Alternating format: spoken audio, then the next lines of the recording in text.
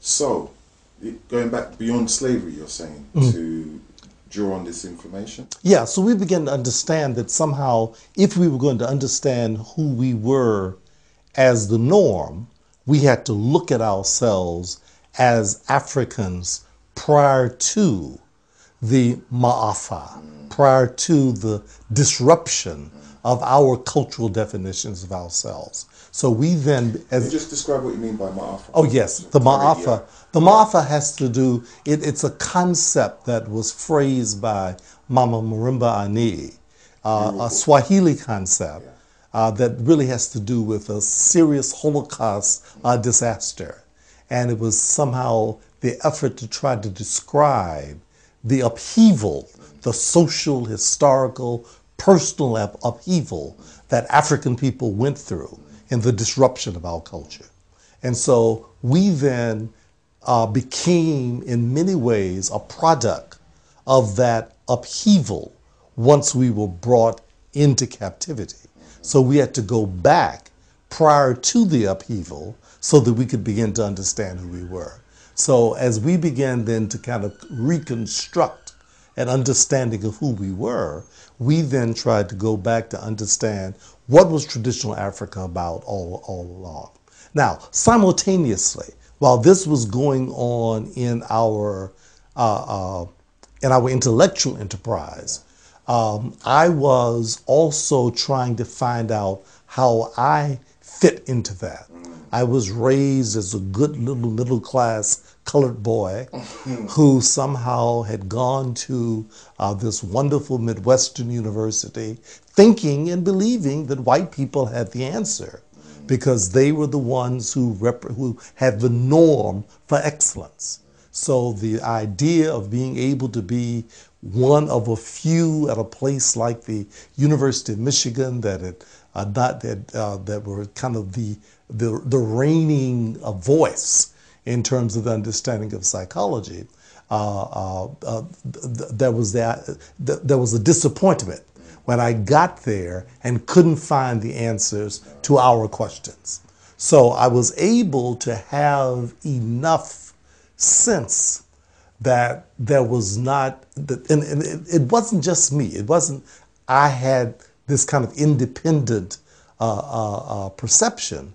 It was this noise, this cultural upheaval that was taking place outside. It was all of the questioning that was going on. It was the riots that were taking place in the U.S. It was the fact that there was a growing discontent with the answers that we'd been given.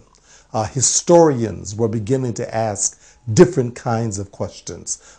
As I said, the artists were beginning to ask different kinds of questions. And so with all of that taking place outside, it led to a questioning within myself.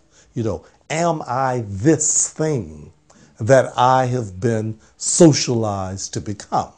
And I found out that there was a real dissatisfaction with that. So as I moved towards the end of my formal training at the university, raising these kinds of questions about whether or not what I was learning was answering what I needed to answer.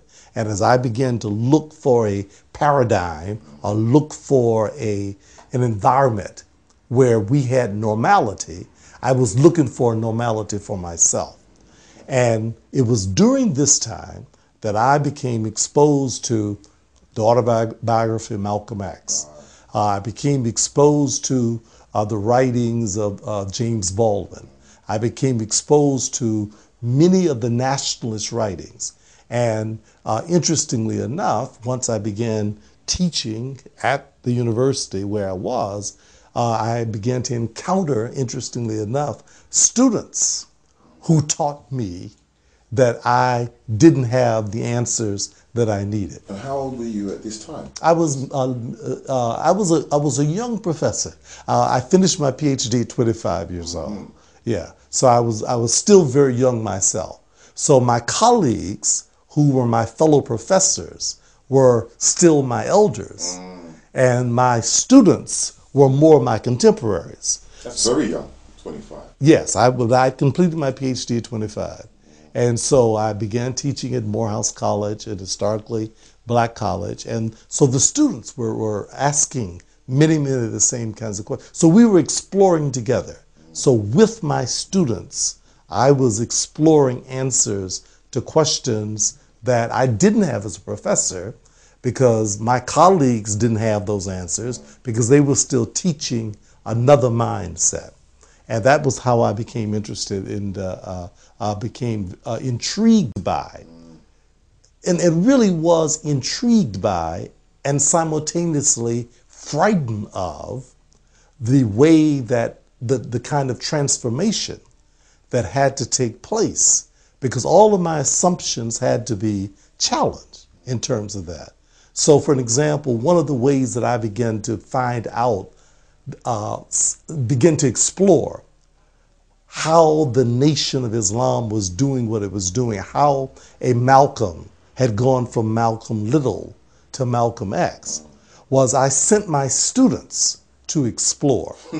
On your behalf. On my behalf, exactly. I said, you go to the mosque and kind of listen to what they're talking about, find out what what's going on there. Exactly. I wouldn't go because I was really kind of intimidated by the fact that that was an entirely different way of understanding the world. Just to unpack that intimidation element of it, did you, because I know I experienced it myself, right? Experience this background noise of negativity in association with these individuals and these organizations that left you feeling that it wasn't the place to go? Yeah. A safe place to go. Well, there was these people, they were, if not evil, at the very least dysfunctional. Yeah, very much dysfunctional, because I meant I was still in a context. I was going to a middle-class Baptist college. I was teaching in a middle-class Baptist college, that somehow those black Muslims were viewed as being demonic people who were possessed by this very strange thing and a part of this cult, if you will. That's the word. It was a cult out there. And I didn't want to go anywhere near a cult. I was too intelligent to be involved with that. But the paradox is that this cult was being more successful in making the kinds of changes in those parts of our community that needed change than was the mainstream acceptable avenues for doing so. So when you talk about reforming prisons, when you talk about reforming drug addicts, when you talk about building families that were falling apart, when you begin to talk about addressing the economic needs that we had as a community to be able to do something besides beg, but do something for ourselves. When you begin to talk about how do you begin to address the social problems that we were facing as a community, that I was supposed to be an expert at, and found out that I was less equipped to address those problems than this cult was able to do. And that was the thing that generated the curiosity.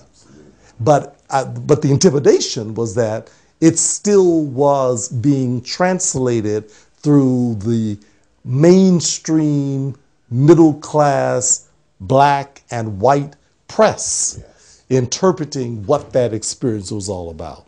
So that's why there was this intimidation, But as time went on, though, and sort of like as I was able to get entree through my students who went as my emissaries, I began to explore myself.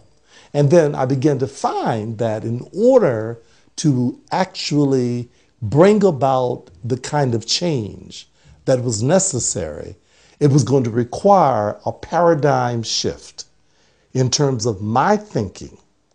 And one of the things that was going on in the nation, in the Black Panthers, in many of the other nationalist organizations, is that there was a real kind of paradigm shift.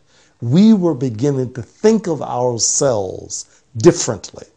And one of the things that was going on in the Nation of Islam that I'd gotten a glimpse of as I'd read the autobiography of Malcolm X was that somehow you had to begin to redefine who you were in order to begin to address your issues in a meaningful kind of way. Okay? So, this was the personal thinking that was being transformed. At the same time,